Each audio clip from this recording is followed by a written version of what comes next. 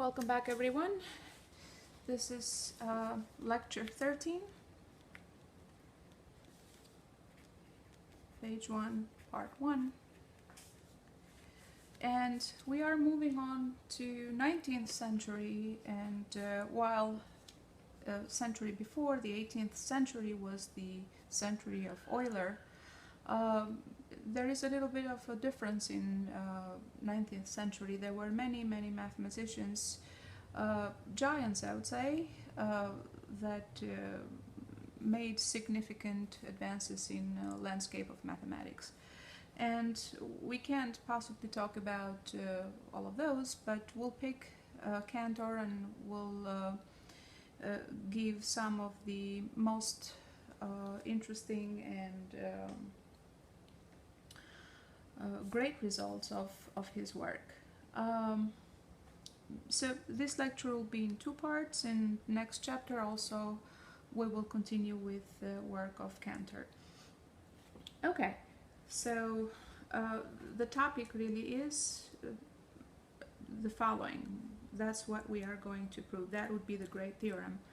So this is Cantor's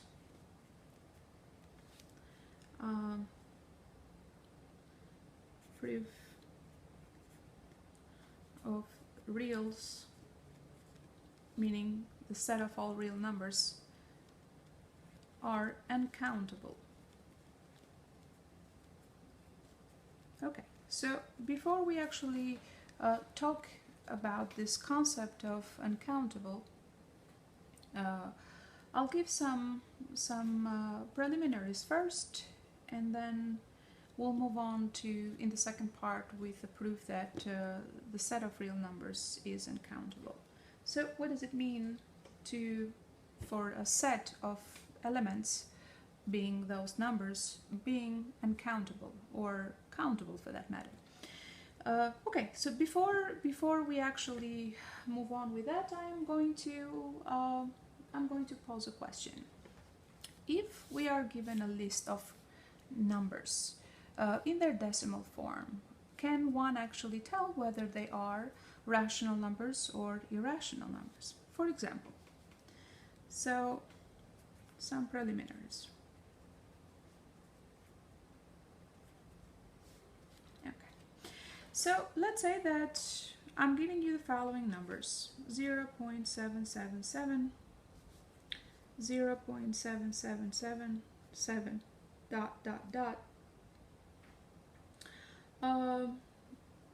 1.35, 7, 9, 10, 11, and so on, minus 2.0, 23, 23, 23, and so on, 1.25, 25, 3.35, 2, 4, 2, 4, and so on, 0.1, 2, 3, 4, 5, 6, 7, and so on. So if you were asked what kind of numbers are these, in a sense that are they rational numbers or are they irrational numbers, just by looking at the decimal expansion of these numbers, can one actually tell whether these numbers are actually rational or not? Okay, so let's see, 0.777. This means that the decimal expansion of this number ends here, in a sense that you may imagine after this number 7 just an infinite string of zeros, or you may think of it as the decimal expansion ending right here. So is this a rational number? Well, then if it is a rational number, you should be able to actually write it as the ratio of two integers. The moment that you can express a decimal number as the ratio of two integers, then that decimal number is actually a rational number. And can we do that? Yes, this is the same number as 777 over 1,000. Over 1,000. So yes, this is a rational number. Okay. This other number, 0.7777, with these three dots indicate that this pattern, what pattern? Number 7, namely, is the number that continues to infinity, meaning the decimal expansion of this number is made of an infinite string of sevens with no other number behind it. So, question is this a rational number or not? Meaning, can we write that as the ratio of two integers? What about this other number? Is the answer to this, by the way, is yes, and we shall prove it. I'll give you a scheme to work through it, and it works for absolutely any such decimal to show that it is rational. What about this next number?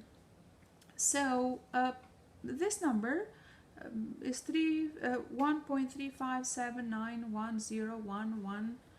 Let me write 3 here, and so on.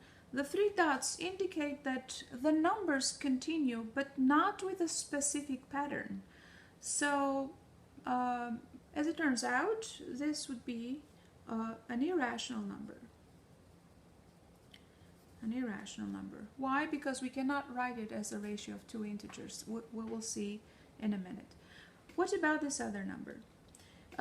This other number, it is suggesting that in its decimal expansion, we actually do have a repeating pattern with nothing else after it. What is the repeating pattern? Well, it is this block of 2 digits, namely number 23. It is number 23 that seems like it keeps repeating. Again, the dots indicate that you do have exactly this pattern that keeps repeating to infinity, which will make this number rational. Will make this number rational. What about this other number? Well, again, I have no dots here, so it means that the decimal expansion of this number ends right here.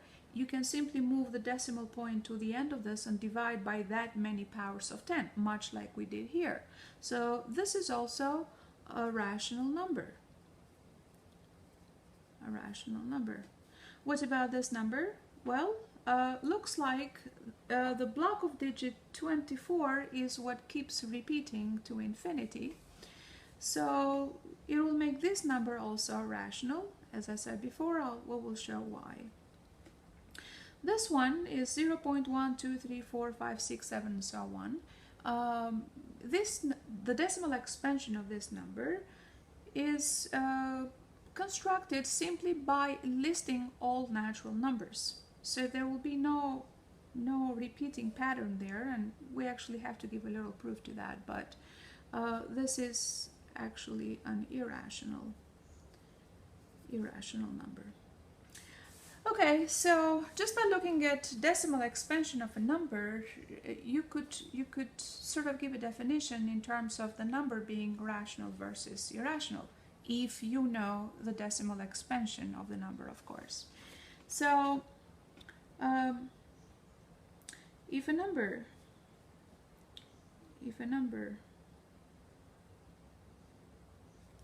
has a finite decimal expansion,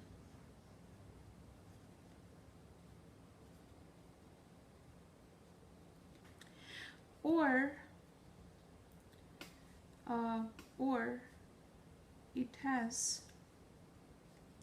a never-ending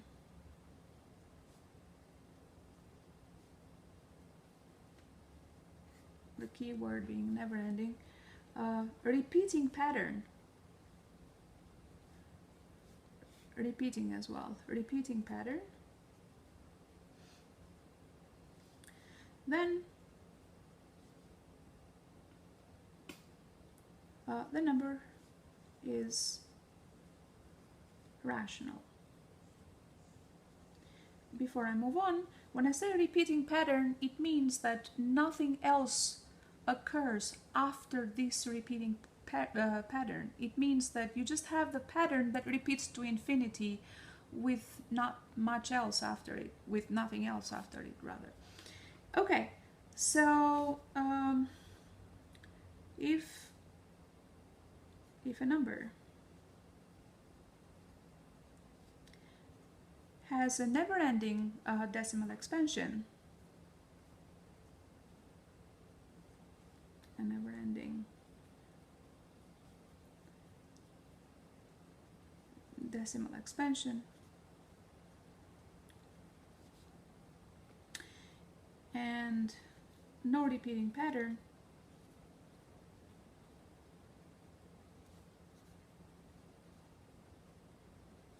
then the number is irrational. Okay. So, given the decimal expansion of a number, can we tell specifically the never-ending decimal expansion of a number with a repeating pattern? Can we actually tell exactly which rational number it represents? For example, let's work with this one, and then I'll work with this one.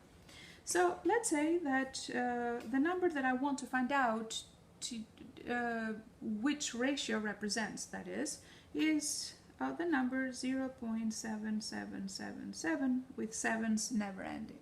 Let me call that number n. And I don't know which fraction this number actually represents. That's what I want to find out, meaning I want to write this decimal number as a fraction, because I'm claiming it is actually a rational number.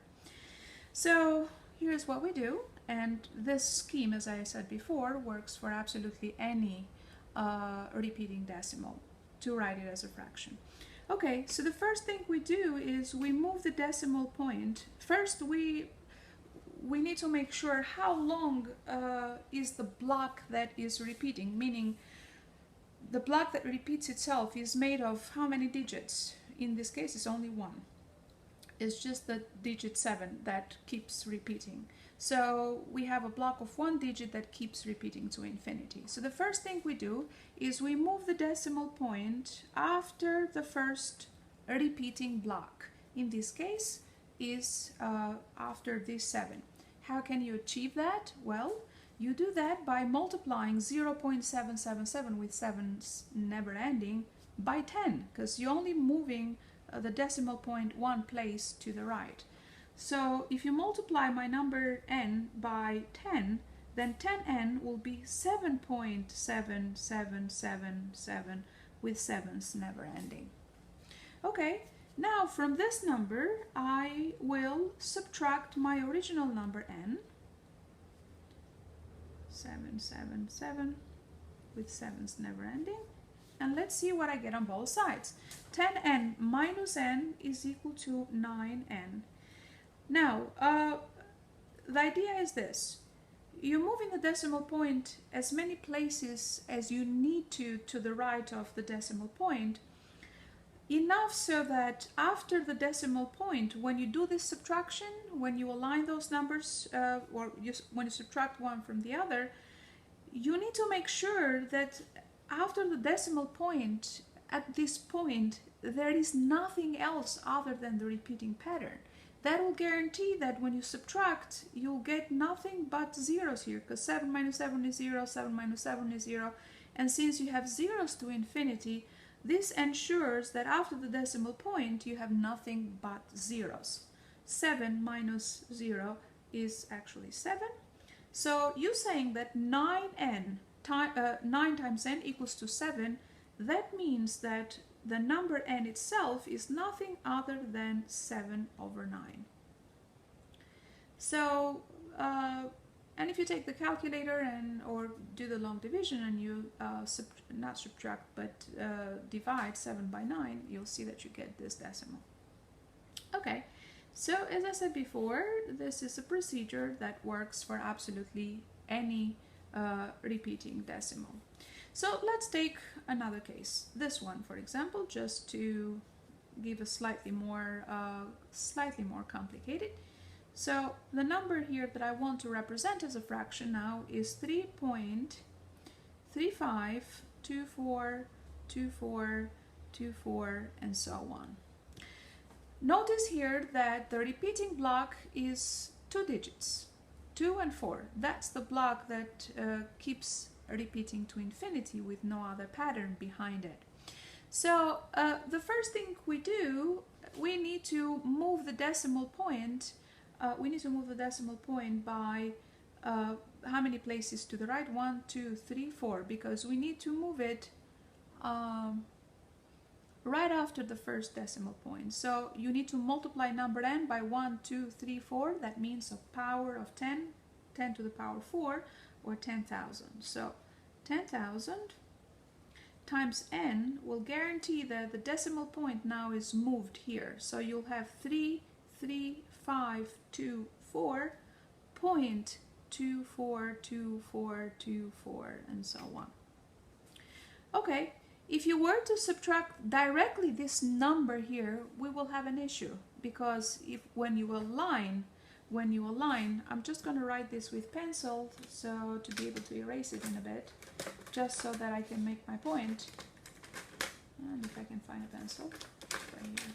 Okay, so I'm going to erase this in a bit, but if you were to subtract number n from here, you will get 3.35224, and so on. And this actually is a problem, because after the decimal point here, when I align both numbers, I don't have just 2424, so I can get the zeros. This 35 here is a problem. So now what we do is, to fix this, we actually move the decimal point before the first repeating block. So, and then we subtract. That means to have nothing but 2424 after the decimal point. Now I need to, so the first step here is put the decimal point here, and then the second step then would be to put the decimal point here. That means to multiply the number by 100. So 100 times n then will guarantee that I have the following: 335.242424, and so on. And now I'm good, because when I subtract on the right hand side, after the decimal point, I will get nothing but zeros, which is what I want. Then here we'll subtract, so this will be 9, and this would be 8, and this would be 1, and this would be 3 and 3. And then 10,000 minus 100, okay, it is 99.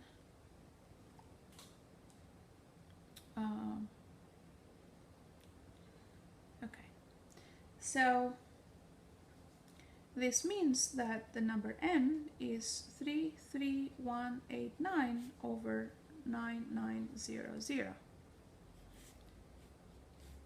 So that is the fraction that represents this particular decimal, and it's the ratio of two integers, which makes this number rational. Okay, so keep this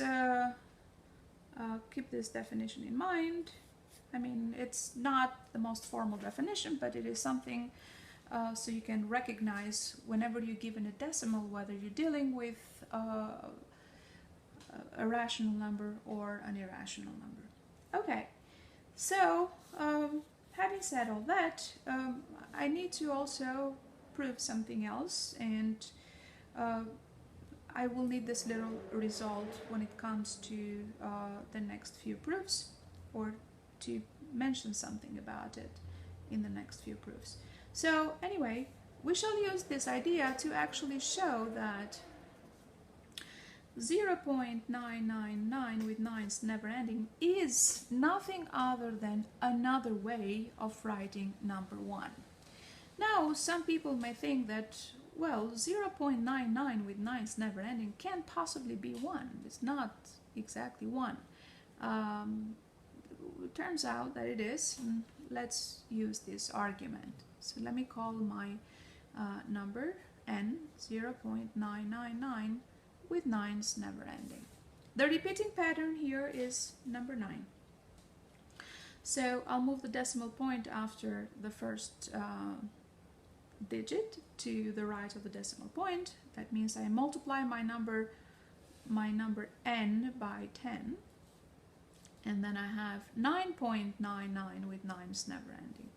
Then I minus my n, which is 0.99 with 9's never ending, and then I have 9n equals to 9, because after the decimal point here you'll have just zeros. So this implies that n is equal to 9 over 9 or equal to 1. So there are various ways of writing number 1. So these two numbers express the same quantity. So another way to look at it, if you will, is the following. I'm not going to write this down, but I'm just going to say it. Let's say that these two numbers, so assume, that's another way of actually convincing yourself that in fact these two numbers are the same. Assume that 0.99 with 9's never ending is not actually equal to 1. If that's the case, one has to be smaller than the other. Obviously, 0.99 with 9's never ending will be the lesser one. Okay, so if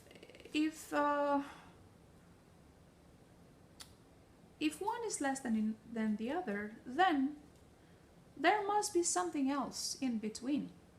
There must be some other number in between. What that other number could look like, what the decimal expansion of that other number would look like.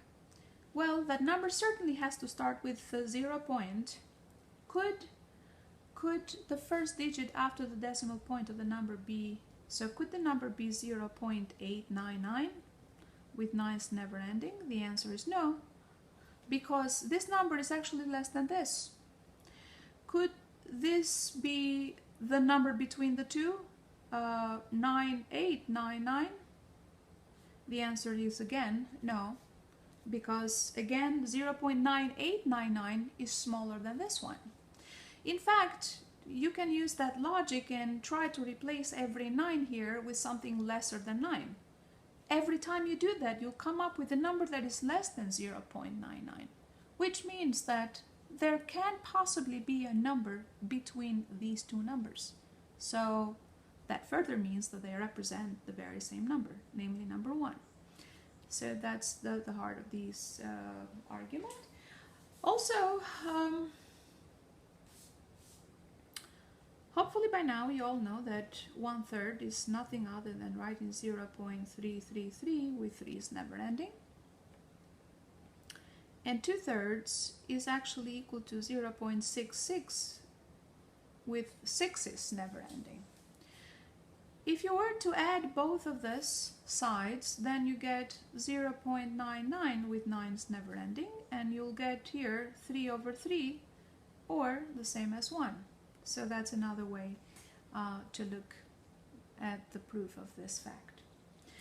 Okay, so what does that have to do with what I'm interested in? Okay, before we go on to the bigger results, we need to talk a little bit about this concept of one-to-one correspondence. Let's say that you have two finite sets of things. Let's say you have 5 oranges and you have 6 apples. You have 2 sets of 2 different fruits, and you want to compare them size-wise. You want to find out which set is bigger. So one way to go about it is to actually count 5 apples and count 6 oranges, or the other way around. I don't know which one I said is 5 and 6, but it doesn't matter. The bottom line is that you can count them and say, well, the set of oranges is larger than the set of apples because I have 6 oranges and I have 5 apples because I counted them. Certainly this is one way to go about it. Or you can simply pair up 1 apple and 1 orange, pair them up until you run out of pairs. After you have paired everything, 1 apple and 1 orange from both sets, and you are left with and you are left with things that are unpaired, then obviously one set should be bigger than the other set size-wise. So if these are your apples and your oranges,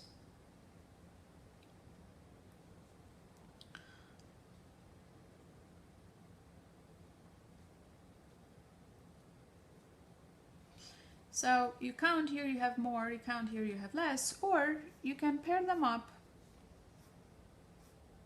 And once you pair them up, you discard the pair somewhere and see if you have any leftovers. And you do. In this set, you have one more element left over. That means that this set is bigger than this set. So instead of actually counting things in the set, you can pair in two sets to find out which one is bigger than the other size-wise. You can always pair up the elements of each set and see if you run out of pairs. I mean, not run out of pairs, but once you have run out of pairs, see if you have any leftovers versus not. That is in the finite case. So, or for example, you have a classroom with students, a classroom with chairs and a bunch of students waiting outside, and you don't know whether you have enough chairs for the number of students that are waiting outside. So, and let's say you don't have the time to count both sets. So what you do is you let students enter in class, and each student will occupy a chair, and if all chairs are occupied by a student and there are students still waiting outside, then you have more students than you have chairs. Why? Because you paired each chair with a student, and then you have more students left. So in this case, you say that the set of student is larger than the set of chairs.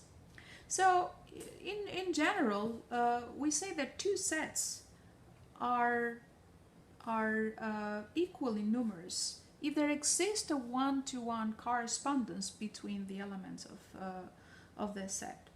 So obviously this is the case with finitely many things, or with finite sets. First, let me write that concept. So two sets,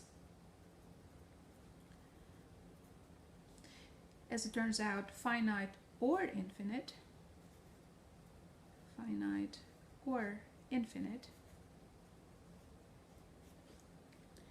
are equally numerous, meaning they have the same number of things in them,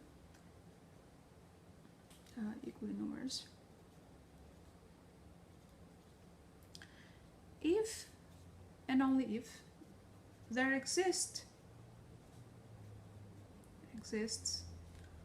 a one-to-one correspondence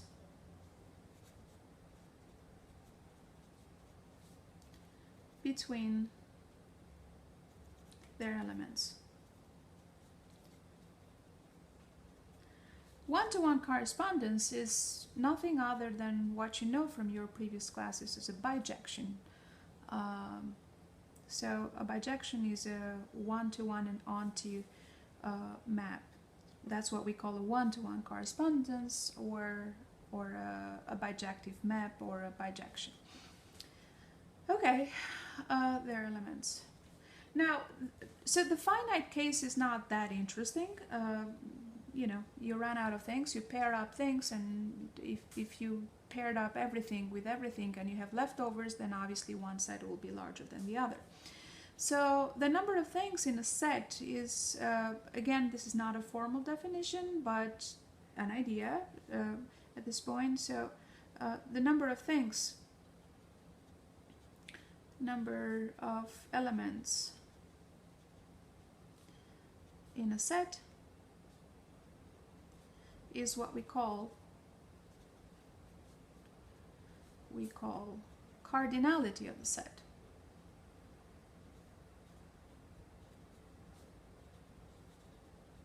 Cardinality of the set.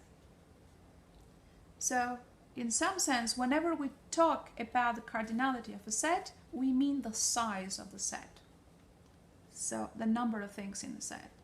So in some sense, cardinality is like a size of a set. Okay, so the moment that you can actually establish a one-to-one correspondence between things in a set, between things of two sets, then you can say something about their cardinality. As I said before, the finite case is not so interesting.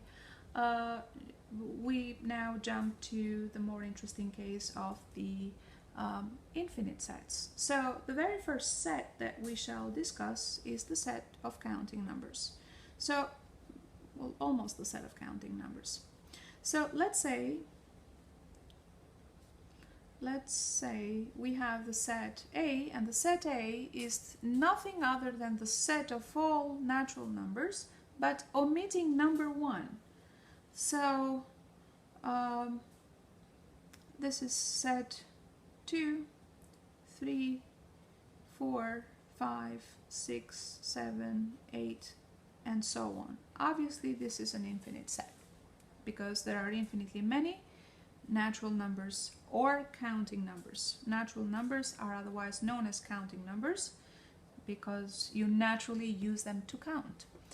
So let's say we have this infinite set, and we want to compare this infinite set size-wise with the set of actual counting numbers. So some of you may say, well, they're both infinite sets and infinity is infinity, and some of you may say, well, one less is one less, so it makes it obviously smaller. So remember, the only criterion we have established thus far to compare two sets size-wise is this existence or the possibility of exhibiting a one-to-one correspondence. There are many correspondences between elements of two sets, but I'm looking for a particular one. I'm looking for a bijection. The moment that I can establish a one-to-one correspondence, then I have established that the two sets are the same size, whether they're finite or infinite. So it's not as simple as saying infinity is infinity, one more or one less, it makes no difference, and also is overly simplified if you say, well, one less is one less. So we shall prove that. So which set is bigger? Set of natural numbers or this set A? Again, I need to go back to the possibility of actually establishing a one-to-one correspondence. So here I'm listing all natural numbers.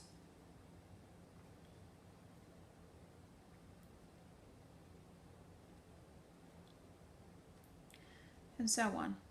So you might say, well, here's a correspondence. I can pair up 2 with 2, 3 with 3, 4 with 4, 5 with 5, 6 with 6, and so on. And then I'm done. I mean, is this a one-to-one correspondence? If I pair this, the sames with the sames, I mean,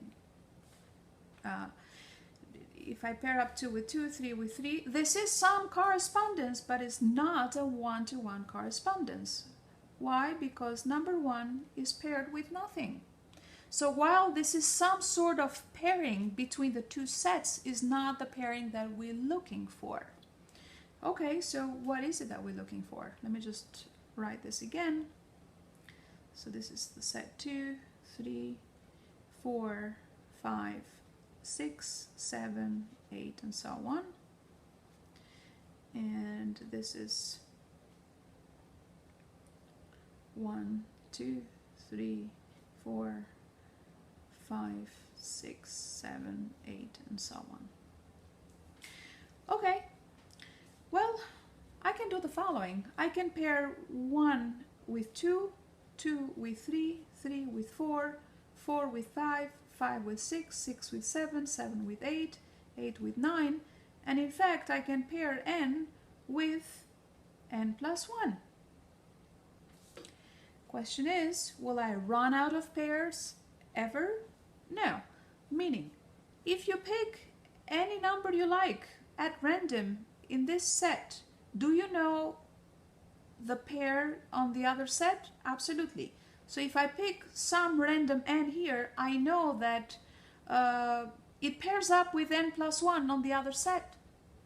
So, and if I pick something at random in the other set, do I know with what it pairs up in this other first set? Absolutely, it pairs up with n minus 1. So absolutely, given any element in the first set and in the second set, they are all paired up and there is nothing left unpaired. So we have established the one-to-one correspondence. So here n from the set of natural numbers to A, to the set A. The function is n goes to, not the function, but the correspondence is that n goes to n plus 1. And this is your one-to-one correspondence. So that means that these two infinities are of the same size. It's a bit bizarre to think about infinities being of the same size, because nobody really thinks about infinities. They're out there, and infinity is infinity, and naturally one doesn't really think to compare the size of some infinity with another one. But yes, it's true. These two infinities are of the same size, or they are equally numerous. Now, just to get to this term, countable or uncountable. So if I was to hide this from view, and you are told that in this set has infinitely many things. What are these things? Well, these things are numbers, and they look like 2, 3, 4, 5, 6, and so on. So what you're doing, basically, when you establish this one-to-one correspondence with counting numbers, is you start counting them. You say that number 2 is the first thing, number 3 is the second thing, number 4 is the third thing, so 5 is the fourth thing, and so on. So anytime you count some set, whether it's finite or not, what you're doing is you pairing those things in the set with a counting number. So to say that this is thing number 1 in my set, I'm pairing that thing with number 1, with counting number 1. And then this thing is number 2 in my set, or the second thing in my set, the third thing in my set, and so on. That's the same as saying that you establishing a one-to-one correspondence with whatever your set is and the counting number, the set of counting numbers. So back to this example, I'm saying that these two sets are countable. Not countable, but these two sets are of the same size, namely the size of the set of counting numbers. So that's why we say that the set A is countable. So let me move on to the next page. Bear with me for a moment until I mark the borders.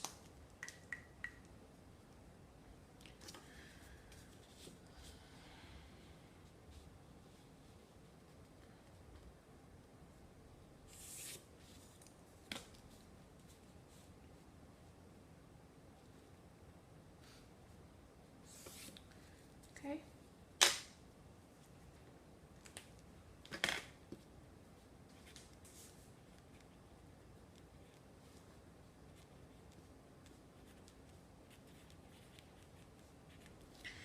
Okay, so great. What can I say about the following set?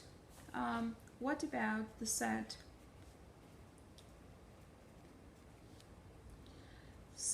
of even numbers? Meaning set 2, 4, 6, 8, 10, and so on. Is this set countable? Well, yes. Can I count things in this set and never run out? Well, that's not good to say, but can I pair each of these numbers with counting numbers? Sure, I can do that. As long as you find a way to organize your set in such a way that you can start counting, then your set would be countable. So you pair number 2 with number 1. You say that this is the first thing, this is the second thing. That means that you're pairing 4 with 2. This is the third thing. That means you're pairing 6 with 3. This is the fourth thing. You're pairing 8 with 4. This is the fifth thing. You're pairing 5 with 10, and so on.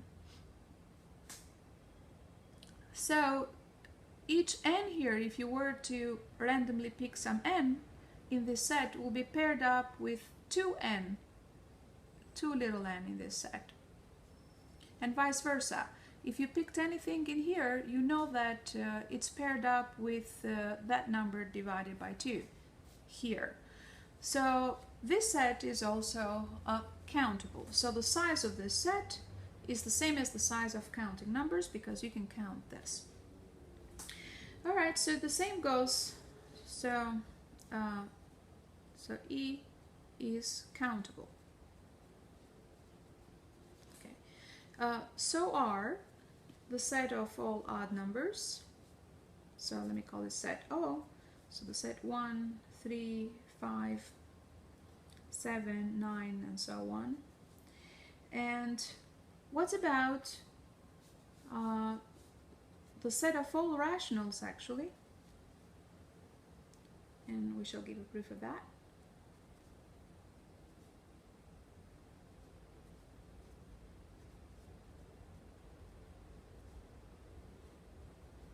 And so is the set of all rational numbers. So the set of rational numbers is also countable.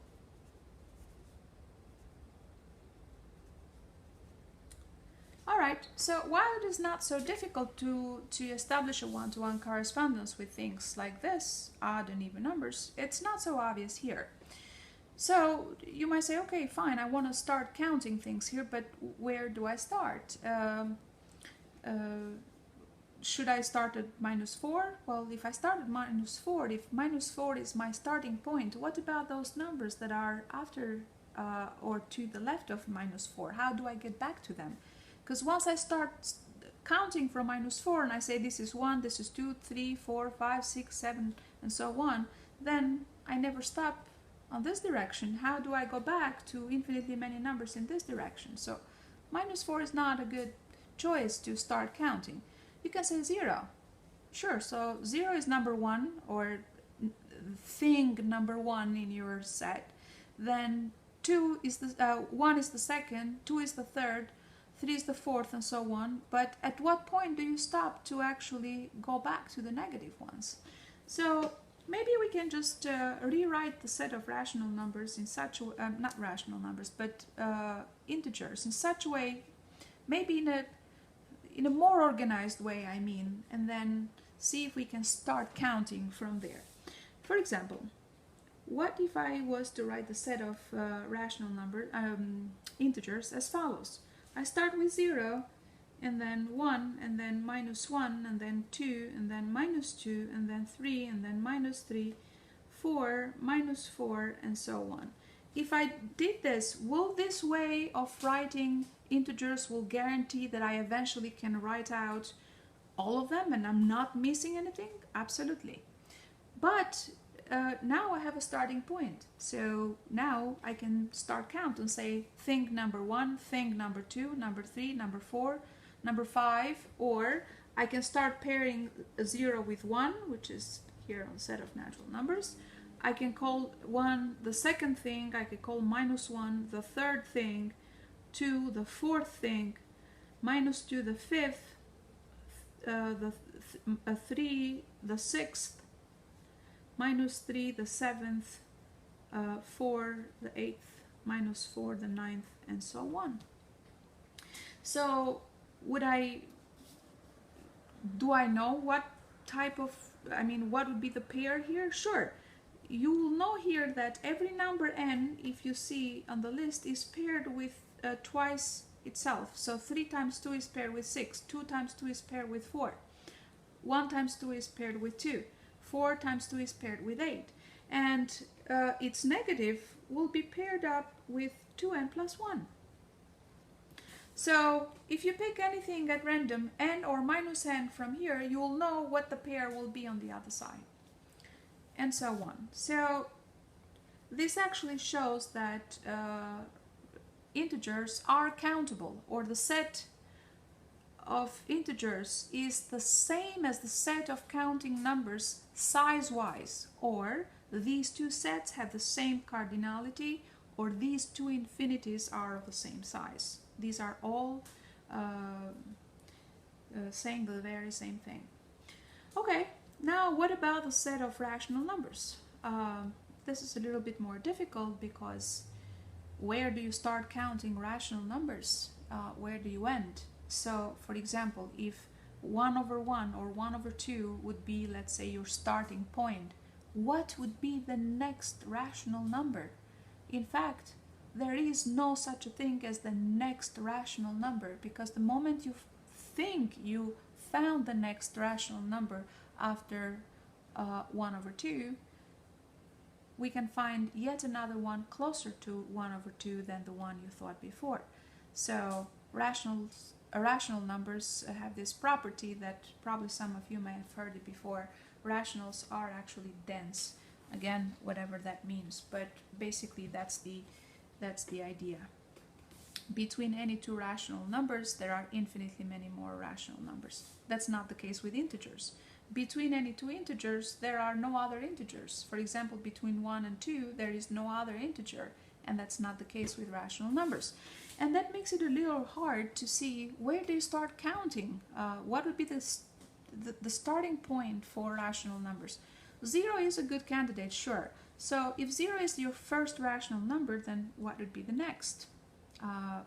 It's hard to say. But here's what we do. We are going to actually give a diagram of sorts, and then hopefully maybe we can organize rational numbers in such a way, much like we did with the integers, so that we can look for a way to count from there. And this is actually possible. So I'm going to start with number 0. 0 will be here. And then I'm going to write here 1 over 1. Next to it I will write 2 over 1. Then 3 over 1. 4 over 1. 5 over 1. These are all rational numbers. And so on. Okay. But they are not all of them. So on the top of this I will write 1 over 2. I will write 2 over 2, 3 over 2, 4 over 2, 5 over 2, and so on. Okay? Here I'll write 1 over 3, 2 over 3, 3 over 3, 4 over 3, 5 over 3, and so on. Hopefully, well, let me just write one more. So 1 over 4, 2 over 4, 3 over 4, 4 over 4, 5 over 4, and so on. Obviously, this quadrant, starting from here, will extend to infinity to the right of it and on the top. So all of this, obviously, will extend each to infinity. Okay? So in some sense, you have an infinite quadrant heading that way. Okay, so that's great.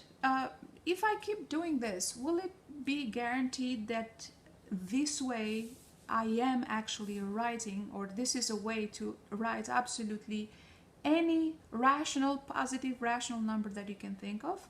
Sure. For example, where would be 23 over 119? 23 over 119 is a rational number. Is it going to show up somewhere here? Yes. Exactly where? Well, it's going to show up 119 positions up and 23 positions to the right. So can you find there any any positive rational number that you can think of, absolutely, it's guaranteed that they're all there if you keep doing this. Okay, so we sort of do the same thing with the negatives. So we write, but we write it back here. So minus 2 over 1, minus 3 over 1, minus 4 over 1, and so on. Then below we write minus 1 over 2, minus 2 over 2, minus 2 over 2, minus 3 over 2, minus 4 over 2, and so on. Minus 1 over 3, minus 2 over 3, minus 3 over 3, minus 4 over 3, and so on. Minus 1 over 4, minus 2 over 4, minus 3 over 4, minus 4 over 4, and so on. Okay, so a little comment here. In these quadrants, both of these quadrants, if you keep doing this, obviously they also extend to infinity, down and to the left.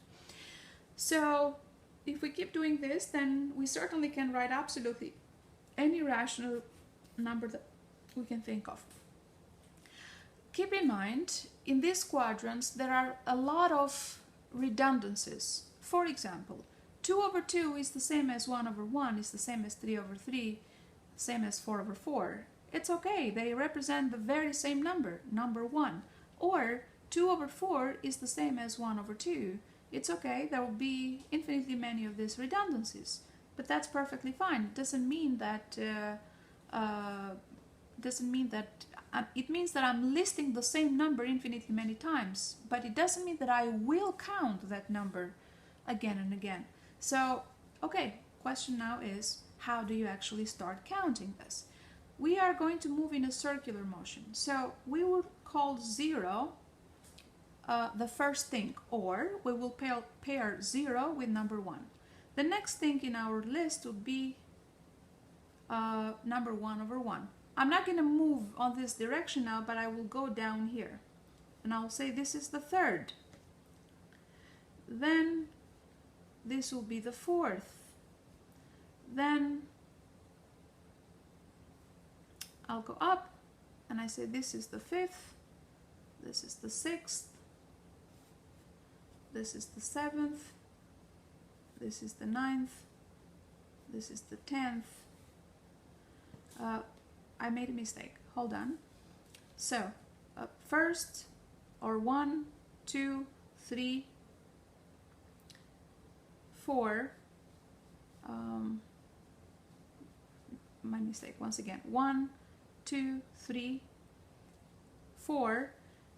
You are going to skip this because you already counted once. You count 1 over 1. So you skip this and then you go to the next one. So 1, 2, 3, 4, skip 5, 6, skip 7, 8, 9, skip